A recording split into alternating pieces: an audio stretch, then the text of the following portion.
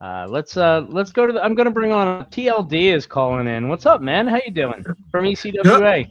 Yeah, How man. you I doing? was head camera operator of the ECWA. Couldn't make it to the Was? last show, but Okay. but we obviously because I wasn't there. I had a Yeah. wedding to film, but yeah, I watched the live stream when it went up a couple days ago. So What'd I you was think? thoroughly very entertaining. I thought the main event, which one of the funniest things all night was you just repeating how many times why this is the main event of this show, which was one of the funniest things about the whole night. It was like, yeah, that's such a great point when you have so much talent there, especially all the stuff going on with LA Vin and Sure, Darius sure. Carter. That's the main event, but obviously it's because of what the ring was going to be like at the end of the night. But commentary wise, again, I just love you and Will. It's just one of the funniest things to watch. And of course, I my wife was appreciate a that, big man. Ghostbusters fan. There was a Ghostbusters quote in there from Will Strauss, which got her. So it was just Right. fun to hear you guys talk because I usually don't It get to was. hear you guys talk. So Yeah, I'm yeah. usually I'm on ringside working the camera, and I don't get to hear you guys other than the replay. But I like hearing it live in the moment. Well, I'm glad. I'm glad you got to hear it, and I'm glad you enjoyed it. And yeah. I mean, I didn't look at it so much as like, yeah, we got all this mess to clean up. So much as like that megalomaniac Cheyenne Ortiz, like absolutely insisting that he be the main event. Listen, when you're the president, I guess you can do a lot of things, as we know right now. So, Yeah, an we're influential learning our leader, own lessons here. So, hey, right? if the guy wants to main event, hey, he won the match at least. So, Yeah, he did. He did. But that was fun. I enjoy even like the pretzel deathmatch thing. Like you kind of Maestro. Have you ever been in a pretzel deathmatch? Um, I've been in death matches, but Yeah. you know what? That would have to be a first to have a pretzel death match. Like I mean, we're talking like bags of pretzels, smashing them, and it was just amazing. pretzel I rods was on in a a box pretending they're thumbtacks. Like, yeah, um, Ah, yeah, like we're going yeah. like they went full blown everything, like taping the bag to you, doing the kicks. It's like yeah. that was one heck of a mess that they left in the ring, but it's so entertaining and it was a perfect length of what kind of match that is. That's the kind of stuff that like it's trending. Like something as ridiculous as that is really fun. And we only do it once a year. It's not like we're doing it all the time, Hmm. but every PretzelMania, we always do something fun with that. And I thought this one really stood out as far as like how crazy it got. No, it was pretty cool. Now, TLD, you've been with the company a long time between World One and ECWA.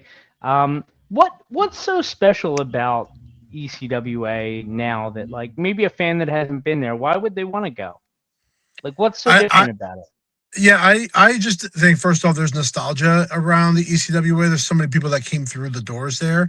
Hmm. For me, selfishly, I'm around a lot of people who I've grown up with in wrestling and I've known you since what 2007, 2008, and Probably. there's like a group of us there that we like to have, and and I'll be honest, it's like not easy to click with everybody in that group, and there's certain people who we bring in outside that really kind of click with our group, and then they're featured on this show. Shane Morgan, Kuza, Darius Carter. These are guys that we haven't been together with them as long as we've all been together, and when talent like that comes through that really not only is great on screen but off screen too, it really like makes everybody I think work better together. There's like a good flow to our shows, and Sure. they're very friendly with our kids. We're not about cursing, we're not about having these 11 match cards. We keep it very simple, very old school. There's wrestling, there's comedy, there's a lot of good mix for everyone to keep everyone there. And everyone that I always heard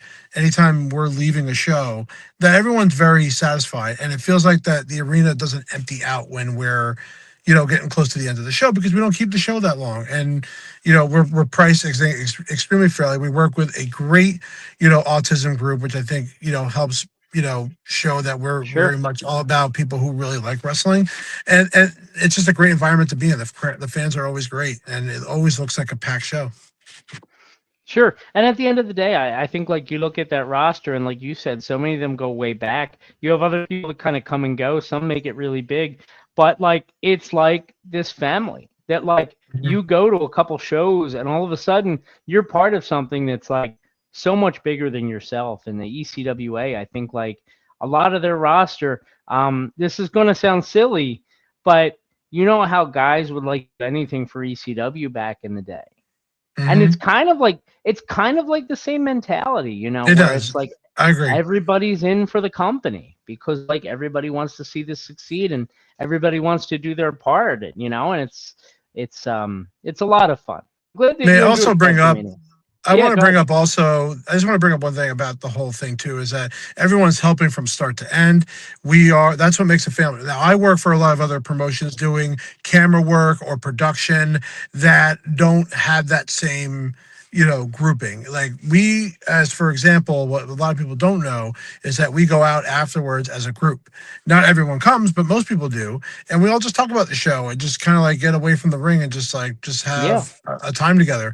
I don't know if that happens everywhere, but I'm certainly not invited to those, but I, don't feel like that happens a lot of other places. So Yeah, it's kind of like a debriefing at the end, you know. We yeah. all get together, we compare notes, we see what worked, what didn't work, and we talk about ideas for the future.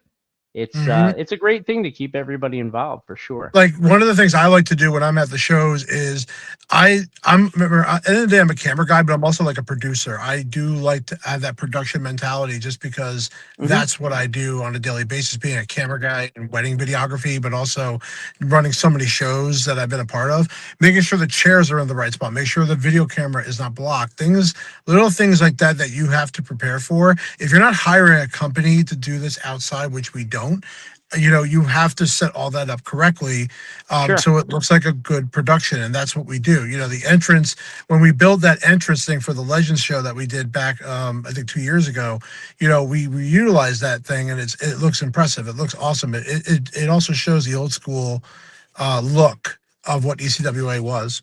Hmm. No, for sure. And I'm actually going to bring on my broadcast colleague, Will Strouse. He was our expected guest tonight. We got the surprise of having TLD call in as well. Will, You what's pay, going on, you man? paid for it. What's going on, man? Yo, you guys hear me all right? Yeah, you It'd sound be good good. if we saw you. I am picking up my kid from a thing, so Well, I'm at a I'd be all volleyball match. shaky, I I'd don't be care. driving, I don't want to appear in the car like some kind of schlep, you know what I mean? No, I hear you. Why? I would think. Never mind. People can see the video from the shows, you realize, right? Where you look like a schlep. Yeah, but I'm ready I'm for kidding. that. I'm kidding. I'm kidding. Yeah. Like, Well, TLD was just, just blowing smoke, telling us how great PretzelMania was and how we are the preeminent tandem in all of the world of sports, which was very nice to I hear. really loved PretzelMania.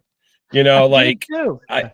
it's such an ECWA event, as in like the characters and just the action, and that main event stole the show that LA Vin unexpectedly, after dispatching of Dan Stofko, took on Darius Carter, put him through a table, but somehow King Reggie and Cheyenne Ortiz stole the show. Right.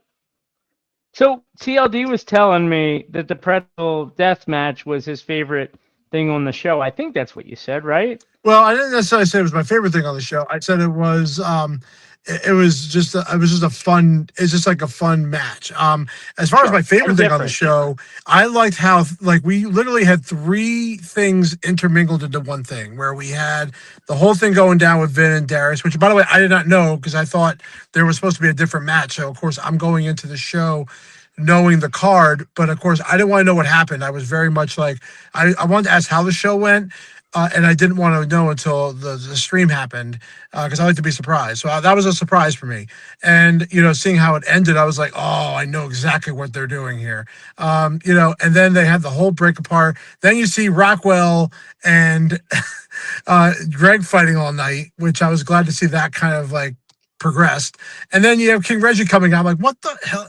Like there were like 10 minutes of unbelievable amount of chaos. I was like, wow, I'm so entertained by this and how it all flowed. Like, just the Rockwell Greg thing was just hilariously funny because it's like has absolutely nothing to do with this situation, but they still fighting around the arena. And then we had the whole thing starting where King Reggie just starts coming out. So it was. I thought that was like best 10 minutes of chaos I've seen in wrestling. I was like, wow. I was pumped up once I got to the main event. Then I knew they were going to go nuts. For sure. It was a lot of fun. Yeah. So anyway, Will, what was your favorite part from the night?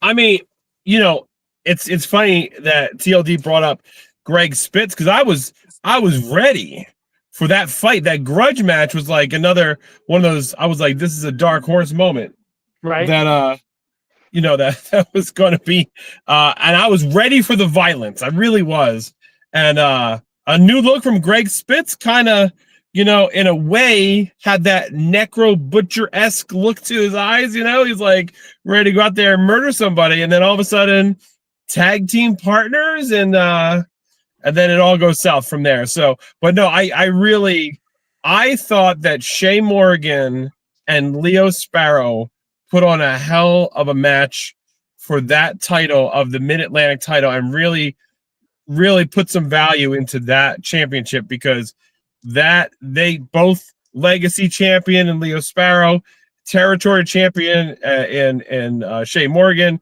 The Shea Morgan unified the titles, and then those two have a rivalry, and it just keeps escalating. So I can't see what's next, but that's one of my favorite moments of PretzelMania. I agree. It was crazy because, like, they started out with like this feud, and it was like I think when they started feuding, the perception was that like Leo Sparrow was like so much above Shea Morgan, especially coming off the Super 8 win and everything. But I feel like their work together has kind of put them like neck and neck, like I think that they're kind of perceived at about the same level. Shea Morgan may have even surpassed him a little bit just based on the way he's been received with this Mid-Atlantic title. And by the way, I am so glad to have that title back. It just felt like ECWA, like a part of it was missing when they had those other belts. But there's another set of titles we're not talking about here, and that is Reggie's fraudulent Royal Court Championships, those fraudulent tag team belts with There's Reggie's nothing face wrong with fake plastered on tag them. team titles, man. There's absolutely Just nothing ridiculous. wrong with fake tag team titles, man. Yeah, I thought you were going to say the ECWA ones were fake. Because I feel like legitimately, I don't now, but, when Clutch and somebody maybe are your tag team champions versus like a legitimate tag team in the King's Court, I'm not going to throw shade at the Backyarders because I think that they're probably one of the best tag teams in the history of the company. But yeah, there was a brief period there where That's just a ridiculous statement that you just said. Which one? The Backyarders are one of the best in the entire Do we not history remember of the the ECWA. Marvelous Ones who had like one of the best theme songs of like all time? They're one of the best too. Just absurd. It's just an absurd idea. Okay. The Backyarders can't I can't explain to you how much I despise the Backyarders. Their concept, and it the shows. idea. You're supposed to be unbiased. You're a journalist. Oh yeah, okay. I enjoy both. You know what's funny though? Mr. Uala still gets cheered all the time. It doesn't matter what that guy does. As much as he could be a part of this really strange group, he is still favorited by a lot of people. It's hard to not like him. Sure. There's something there. And he's one of those guys, like he's on like everybody's bucket list. Like I want to wrestle him before I'm done.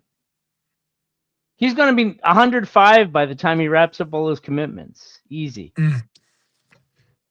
He'll be like that guy on TNA. I can't think of his name. He's like 85 years old. He goes out there and wrestles almost every week.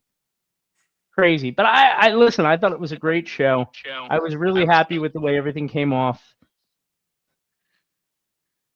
And I think from beginning to end, way more PretzelMania 8 was one of the most concrete examples of a smooth sailing ECWA show with the chaos and the characters and the action. It had everything. Except me. Didn't have me, but that's okay. And those pretzel Everything bag chair shot thing, unbelievable. Yeah, I forgot about that. Maestro, you think you've heard a pop when anytime one of the bags would open upon contact, and like they were on chairs, they were, and it was like every time you heard it, it would just be like this. It sounded like you were like, I don't even know how to describe it, but it was so loud that it sounded impactful. I'm sure it was. Yeah, I mean, the jealous. audio I'm on jealous. our feed is a little bit That's like awesome. the audio during like the stream is a little bit downsized a little bit, so because we obviously want to hear you guys a little more. So, but I can only imagine being there live what the sound must have been like. But yeah, I mean, it just comes across as like, but again, it's just ridiculous. But it's like one of the funnest events. I thought like the second half of the show, me personally, was my favorite part of the entire show. I thought everything just really clicked. Last 3 matches were absolutely clutch. Even though I do think it was very self-serving for Cheyenne to put himself in the main event, but whatever. I think I mentioned that during the commentary. Well, as much as I enjoy our conversation, I got to go to volleyball, but I figured I'd come in here and just do a quick thing. Yeah. But thank you for letting me have the time here to talk about it, guys. I really enjoyed it, and I can't wait to see you guys. I know June is coming up. We also have our other dates coming up, so I'm looking forward to it. Yeah, for sure. And we'll have to get you back on to talk a little bit longer about, kind of look back on your career. I don't know if anybody even cares about that, but that's fine. We'll have fun. But I mean, hey, just want to talk wrestling? I'm all for it. All right, man. Take care. Take care, guys. TLD. Thank you. TLD, ECWA. Wow, imagine not putting yourself over when I say I like to talk to you about your career. Oh, well. Will, anything else worth talking about with the show? Yeah, well, we have Heat Stroke coming up in June 28th. Heat Stroke. It's not in the usual place in the Jersey dugout. It is in Jackson, New Jersey, at Firehouse. It's going to be insane. I'm trying to make that show. Don't know if I can, but I know, Brady, you're going to be there. I'm planning on being there, yeah. Now, I might be very sad if it's a beautiful day and I'm missing the beach for this, but yeah, I should be there. Hopefully it pours. Yeah, I mean, think about what we're going into, right? So we've got Darius Carter coming back against LA Vin. Darius Carter wins the match because of a disqualification where LA Vin just F5s him through a table, just like unbelievable. It's just craziness. No, I'm sorry, it wasn't an F5. It was a like a Death Valley driver kind of thing. So it was just an unbelievable display of power from LA Vin, and Darius Carter left and just broken through a table. Ironically, that's exactly how he left Joey Ace when with the last man standing match after Joey Ace, a 5-star stud with the 88 special, with Travis Lee. That's how he got him down. And then Darius Carter took the title from him in the exact location. So, it's just so we're heading into that to heater.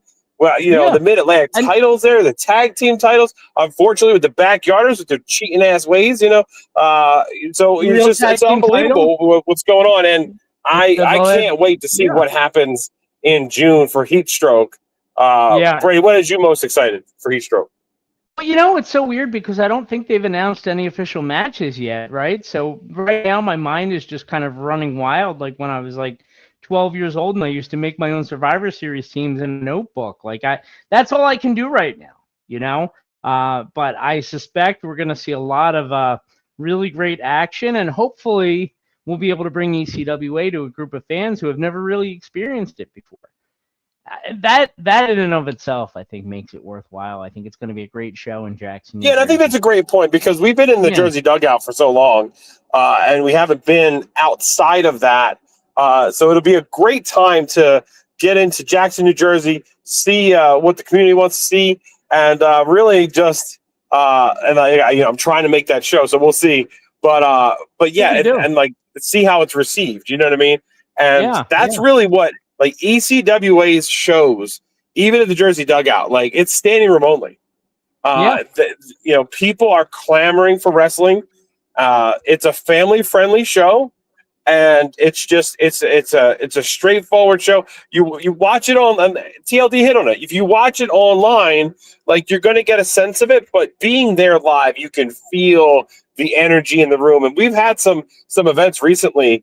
The Super 8 was one of them where the energy, the electricity was palpable. You know, the return of Darius Carter this time was palpable. Like you could feel in the arena. Just oh my goodness, the electricity there, the control that he has over the crowd, the tension gets the suspense gets ratcheted up. It's just phenomenal. So I love what ECWA is doing. I'm happy to be part of it, honored to be a part of it, and I can't wait for the next one.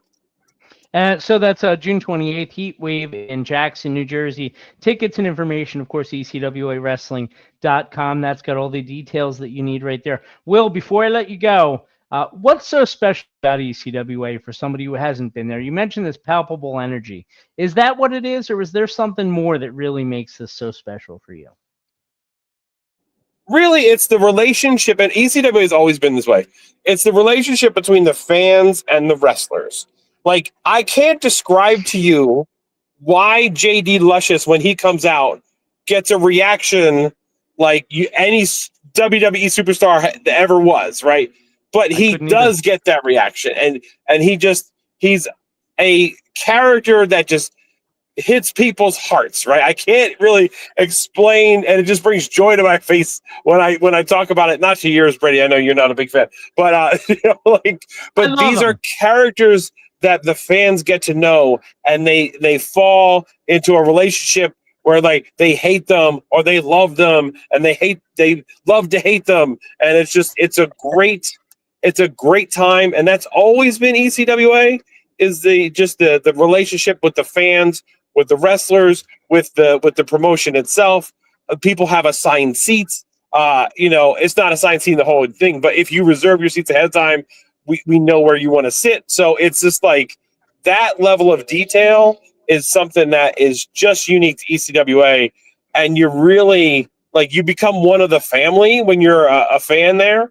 And it's just such a great energy. I think that's really what it is. And let's not forget, Brady, the 12th of September, the Shibaree for Cheyenne Ortiz, our president. I know you're so excited for that.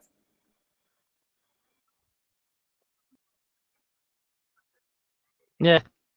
It's all good, though. Hey, Will, I know you got to get going. I promise you like 10 to 15 minutes. We're closing in on 20, but thank you so much for the time. We'll definitely have to get you back on real soon and really kind of talk about a lot of this stuff. Yeah, that'd be great. And, anytime, I really appreciate your time, Brady. Thank you so much. Thank you. See you. There you have it. Will Strouse, the voice of the ECWA. And I apologize. It was weird. What's going on now? I got like the time. Okay. So the internet is